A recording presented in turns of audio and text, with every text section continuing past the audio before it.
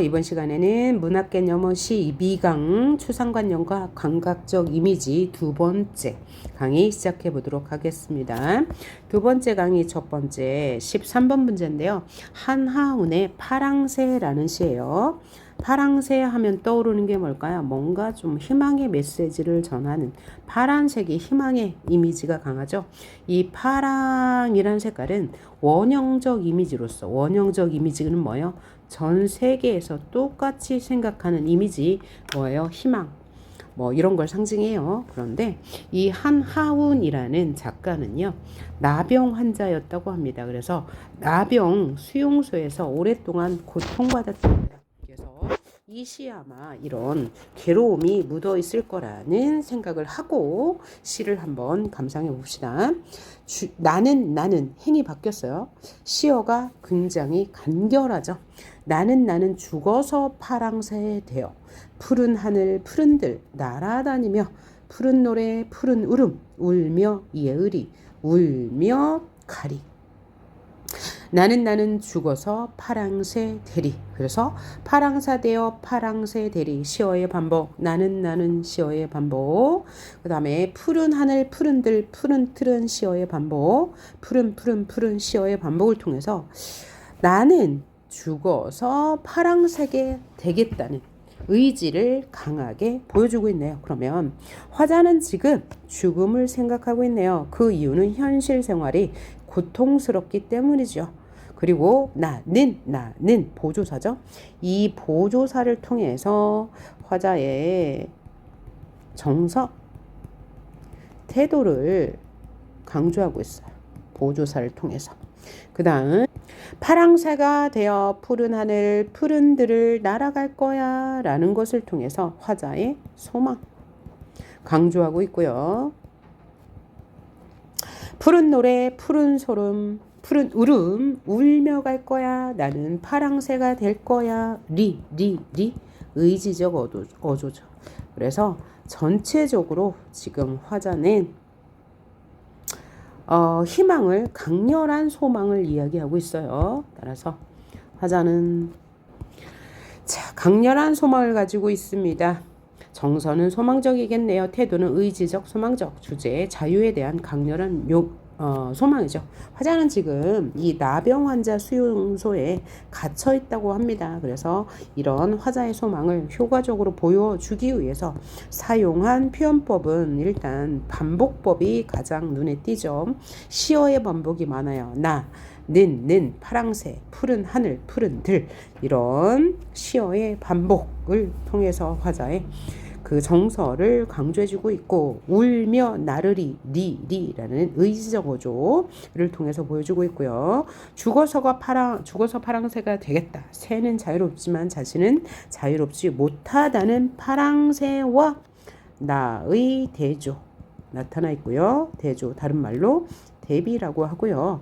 푸른 노래 푸른 서름 어떤 이미지? 공감각적 이미지죠. 공감각 원래 노래, 청각이죠. 노래를 표현하고 싶었는데 푸른이라는 시각으로 전이했어요. 감각의 전이 같은 말이고요.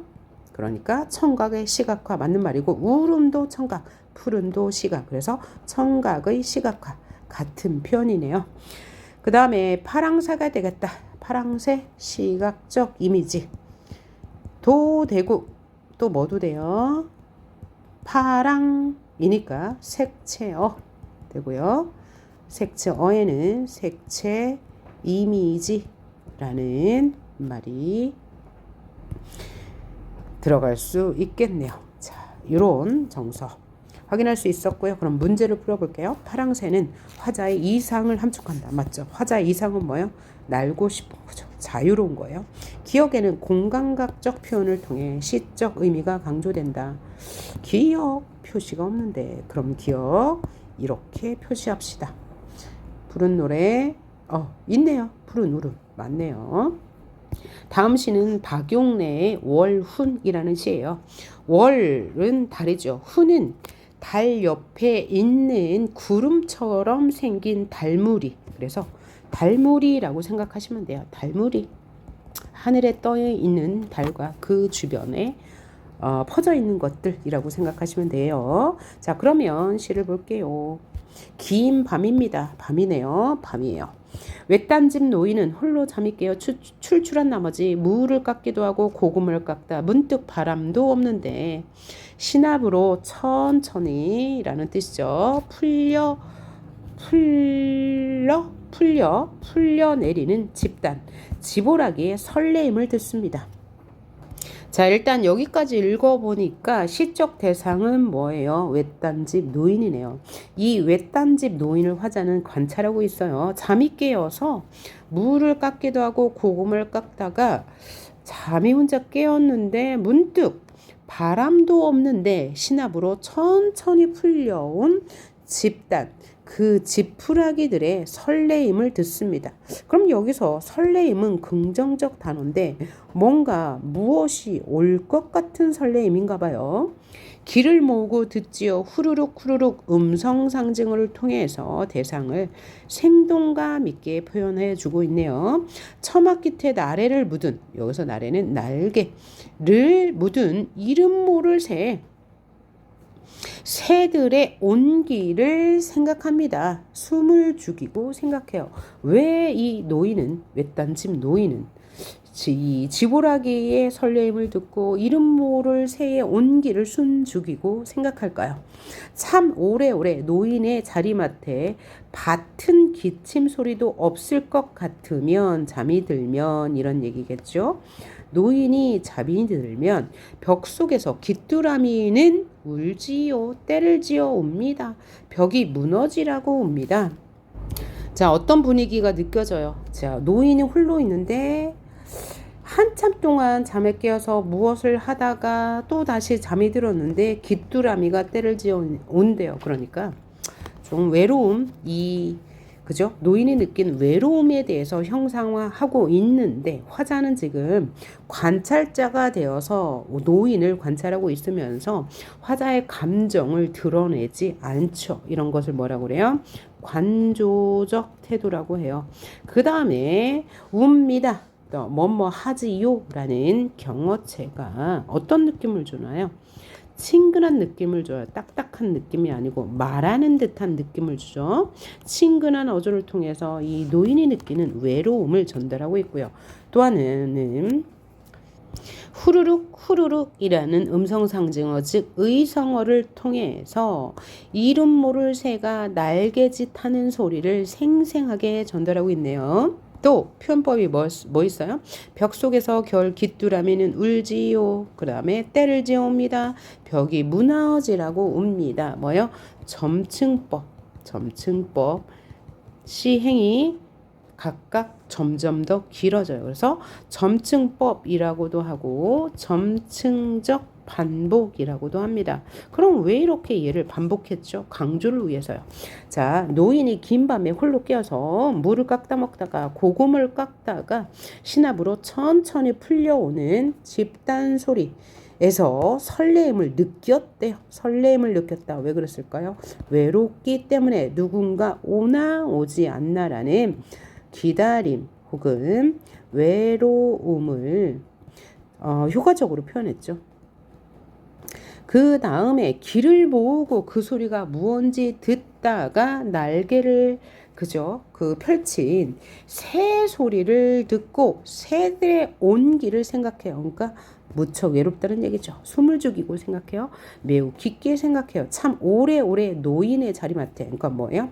이 노인은 외롭게 산 지가 오래되었어. 그래서 강조, 부사의 강조를 통해서 노인의 외로움을 강조하고 있고요. 밭은 기침 소리도 없을 때면, 노인이 잠이 들면 벽 속에서 귀뚜라미가 운대요. 그러면 귀뚜라미는 울 수 없죠. 이것을 뭐라고 그래요? 감정이입이라고 하죠. 감정이입. 이 노인의 감정을, 노인의 이 외로움, 이 감정을 운다고 했어요. 그래서 감정이입을 통해서 노인의 외로움을 강조하고 있고요. 점층적 반복을 통해서 노인의 외로움을 점점 더 강조하고 있다고 볼 수 있네요. 자, 그리고 이 시는 행이 나뉘어지지 않은 무슨 시예요? 산문시요. 산문시임에도 불구하고 반복이 많죠. 노인, 후루룩, 오래, 울지요, 뭐마지요 라는 시어의 반복을 통해서 운율을 형성하고 있고요. 또 집단하면서 무슨 표, 심표 있고요. 또 무를 깎다 또 심표가 있어요. 그래서 산문시임에도 불구하고 자, 시어의 반복으로 운율을 형성하고 또 적당한 심표를 사용해서 호흡의 속도를 조절하고 있습니다. 호흡은 뭐야? 끊어읽기를 조절하고 있는 시였습니다. 화자는 노인을 관찰자적 시선으로 관찰자적 입장에서 노인을 보고 있습니다. 감정을 드러내지 않았으니까 관조적 성격이 있다 라고 객관적으로 묘사했다라고 볼 수 있고, 정서는 노인의 외로움이 되겠고 태도 연민이겠네요. 주제는 외딴집에 사는 노인의 외로움이라고 보시면 되겠습니다. 그러면 문제 풀어볼게요. 15번. 외딴집 노인이 있는 곳은 현실 도피와 관계없는 그냥 외딴집에 있는 거고요. 현실이 싫다는 말이 안 나왔어요. 그 다음에 명암의 대비를 통해 표현 효과를 높이고 있다. 명은 밝은 거고 암은 어두운 거죠. 그러면 밤, 암이죠. 어두워요. 밤, 암이고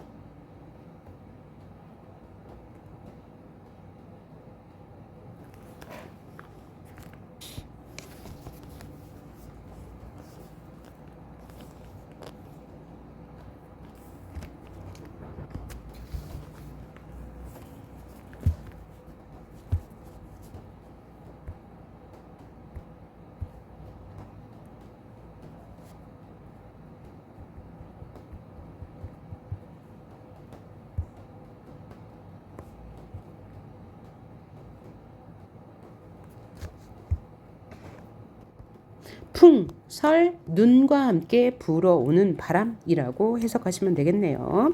풍설 소리에 구석에 그늘지어 무가 돋아 파릇하던 것이 자작나무 덩그럭 부리도록 피어있던 것이 흙냄새 훈훈이 서리던 것이 이것들이 모두 잠착하다 깔린다.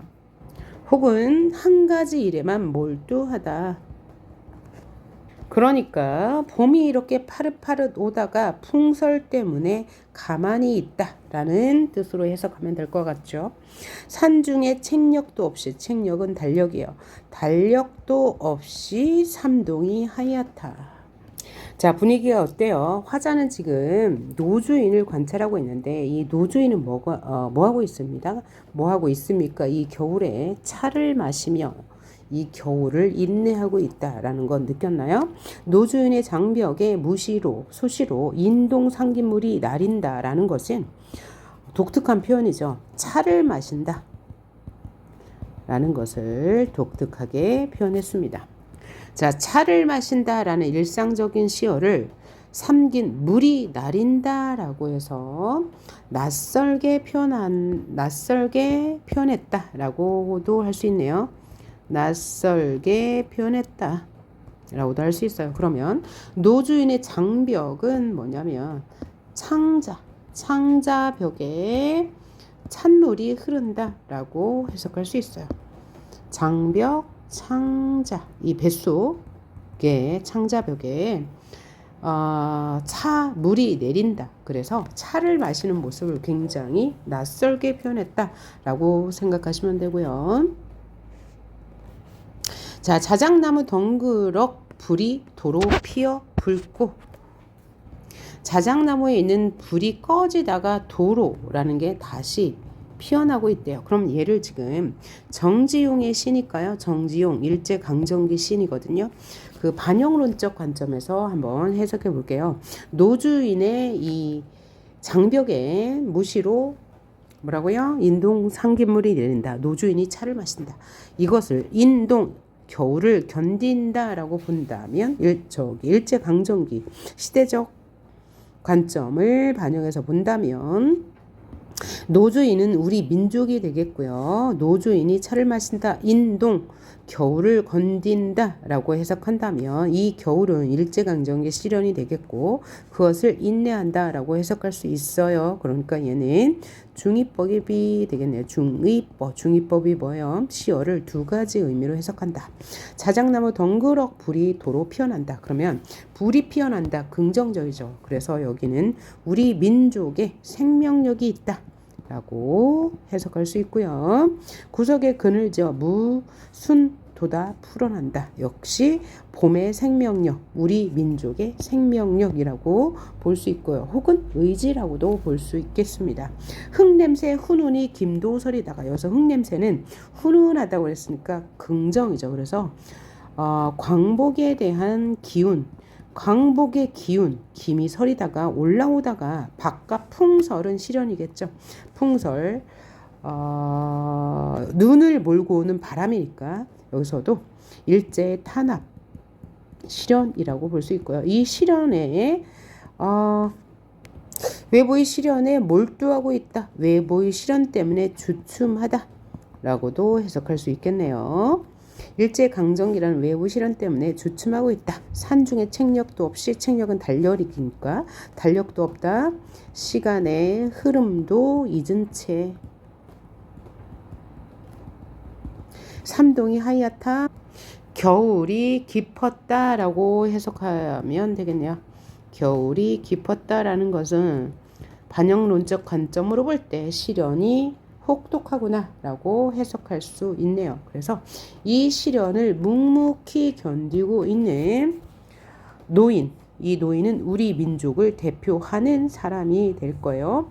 우리 민족의 이 인내심, 그리고 우리 민족의 생명력, 이런 것을 형상화한 시다라고 볼 수 있겠습니다.